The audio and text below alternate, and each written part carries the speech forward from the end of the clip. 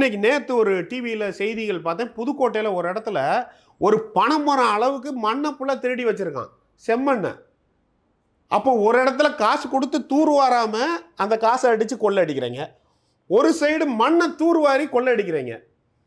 மத்தளத்துக்கு ரெண்டு பக்கமும் அடிங்கிற மாதிரி தமிழ்நாடு இவங்க ரெண்டு பேர்ட்டையும் மாட்டிக்கிட்டு திருடிக்கிட்டே இருக்காங்க. கனிமல கொள்ளை, மணல் கொள்ளை, அந்த கொள்ளை, இந்த கொள்ளை, எல்லா இடத்துலையும் கொள்ளை. ஒரு சைடு பணம் ஒதுக்கி கொள்ளை, ஒரு சைடு பணம் ஒதுக்காமல் எல்லாத்தையும் எடுக்கிறது. எங்கே பார்த்தாலும் ஈவி இறக்கம் இல்லாமல் திருடுறாங்க. இத்தனை லட்சம் கோடியை வச்சு என்ன செய்ய போகிறீங்க எனக்கு தெரில. ஒரு டயத்தில் சொல்லியிருக்காங்க, கருணாநிதி அவர்கள் இப்படி சென்னைக்கு வந்தார், எப்படி சென்னைக்கு வந்தார் நான் சொல்ல விரும்பலை, இப்படி சென்னைக்கு வந்தார்னு சொன்னாங்க. மக்கள் அதை பார்த்துப்பாங்க. இன்னைக்கு அந்த குடும்பத்தோட சொத்து எத்தனை லட்சம் கோடி, அதை விடுங்க. அந்த அந்த திமுகவோட அமைச்சர்களை செக் பண்ணி பாருங்களேன். அவர்கள் மன்னர், குறுநில மன்னர்.